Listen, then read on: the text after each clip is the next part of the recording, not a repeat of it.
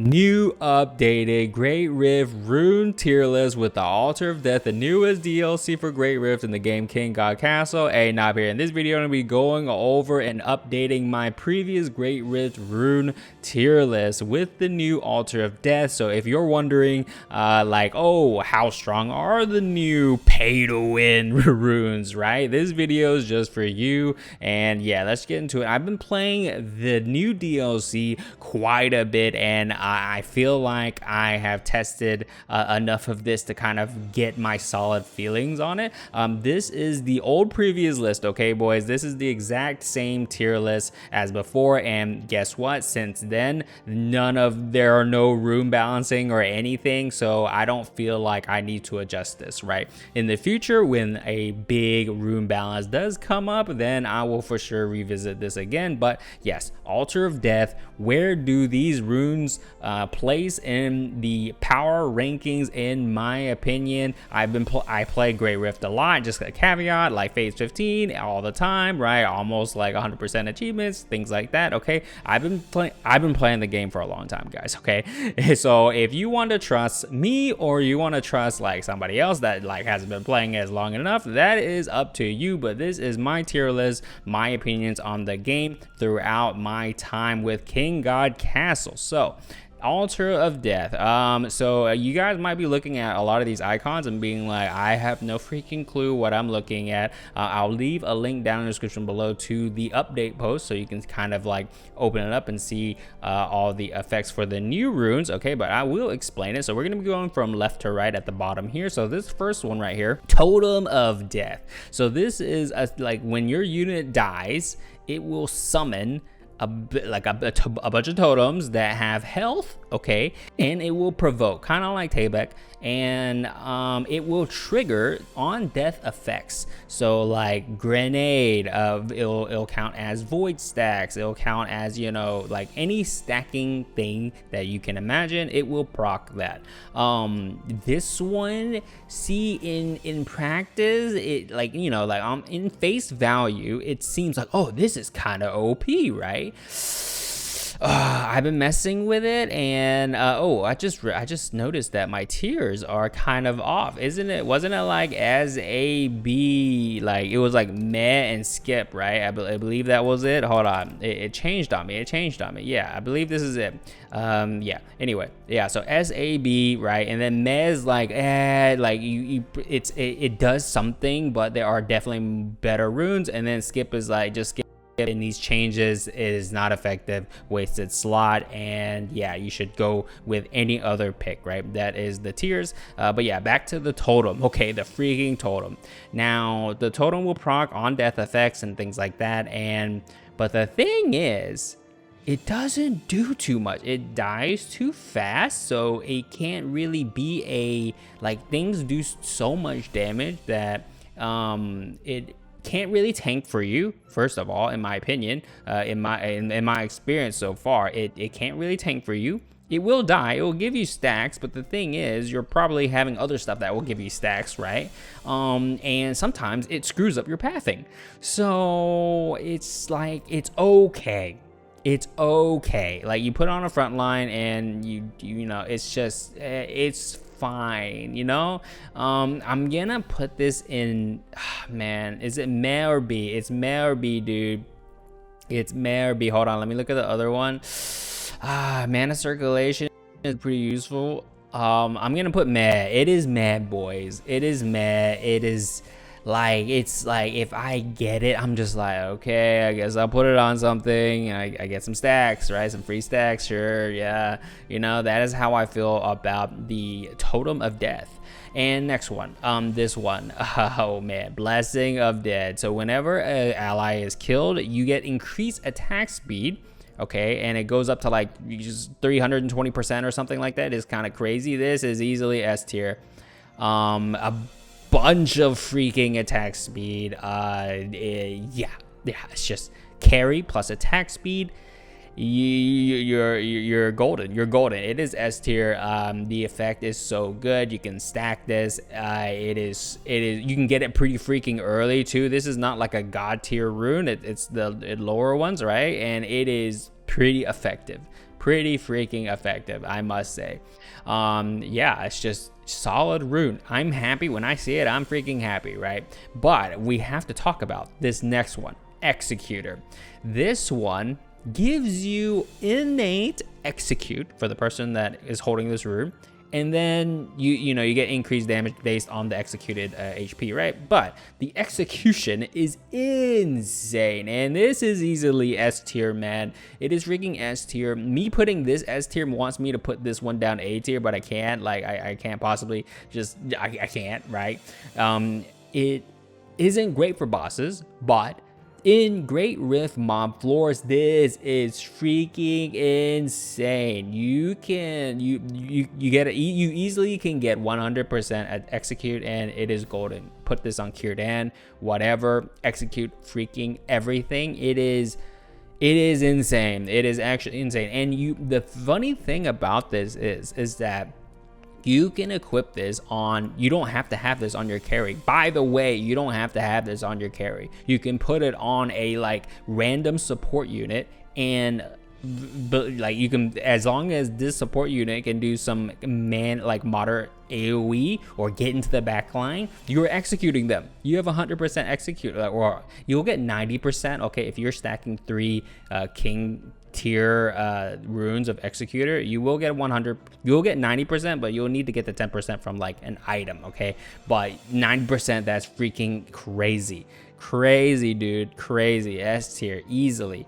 And next one, you need higher tier altar of death to get these. So this one, Reaper's Bomb. So this is the one that has like hella low proc percentage, is 10%, by the way. And then you summon these bombs that is scaled off of, I'm pretty sure, your max HP.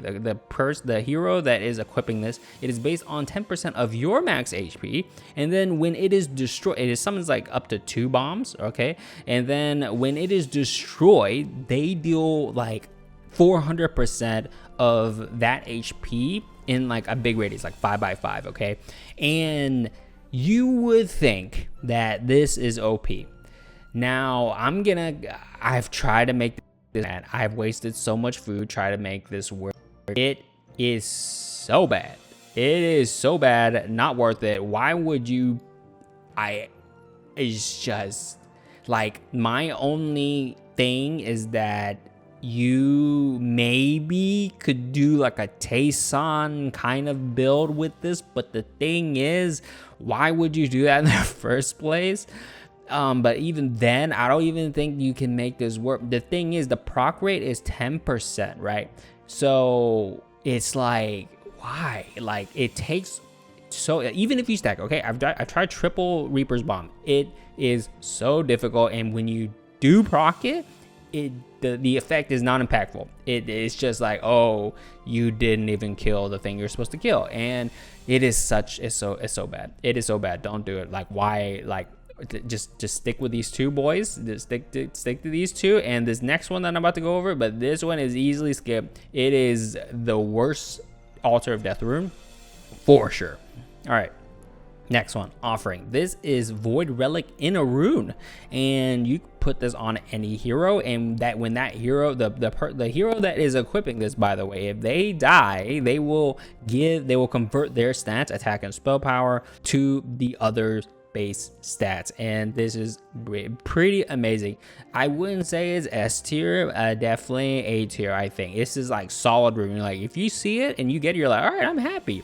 Put it on any other hero. When that hero dies, your carry gets stats. It's amazing. You just spread it out across your team, boom, right? And it is solid. It is Void Relic in a rune, and yeah, A tier. Next one, Keystone Rune, Soul Devour. Ooh, so this is the one that when you equip it on a hero, the heroes to the left of the wearer and the right of it will die, okay? And when I say die, they will instantly die. If those units have any revive effect, any remounting effect, aka Lily, that here is basically, it should say those heroes just disappear. So when you consume these heroes, guys, they don't proc that revive. They just literally just disappear. It will convert 25% of those allies' attack power, spell power, attack speed, and HP as base stats for the main wear, and those units just die, guys. Like if don't consume units that have revive, guys. Don't do it unless you just really want the HP. Like it won't proc revive, it won't proc remount. That those units literally just disappear. I found out, I tested it, so you guys didn't have to, but this is the Keystone rune, by the way. This is equivalent to you know, the glory one for the altar heroes, the ultimate smelting, you know, all that stuff. This is equivalent to that, and usually Keystone runes are S rank. And I believe, like in my experience, I've messed around with this a lot. I think this is the first Keystone that is A tier for me. It is A tier, guys. It's just like there are so many situations where I don't want to consume my units. The only time I want to actually consume my units are at boss fights. And it's like I would actually prefer the extra 2 bodies in the mob floors.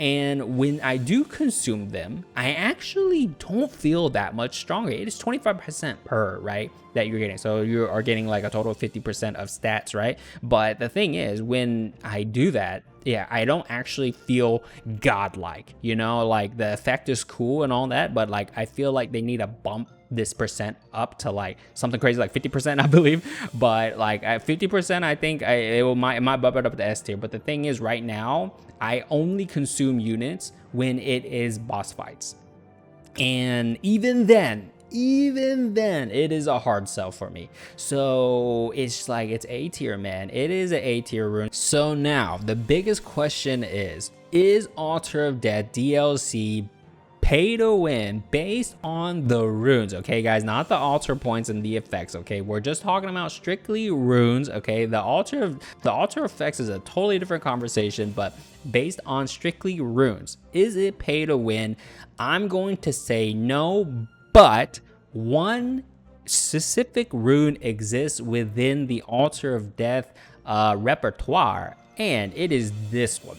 I think this rune itself is worth the DLC. I think this rune is actually almost pay to win. I will say it, this Executioner rune right here is some bonkers stuff, and I think they need to nerf it to bring it down to maybe like 20% execution per rune. So I mean, even then it's like it's OP, right? Even then it's OP. This rune is freaking bonkers.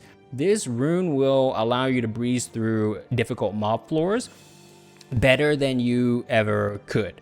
And now this isn't my full review of Altar of Death DLC. I have been thinking about doing a full review for the Altar of Death, but based on runes, specifically runes, there are no specific very strong runes that I feel like quote unquote pay to win besides this one. I believe this one is the one that puts it way over the top in my opinion. But yeah, as I said, I do want to do a full like Altar Death review and my thoughts on it and what it brings to the table. Is it worth it? Things like that. So be sure to subscribe and look out for that one. And also let me know in the comments below if you got the DLC and you've been playing and how you feel about the new runes. Like where do you think the power levels are? Is it the same as my thoughts? I would love to know in the comments below. As always, thumbs if you like it, subs if you loved it, and I'll see you next one, boys. Later.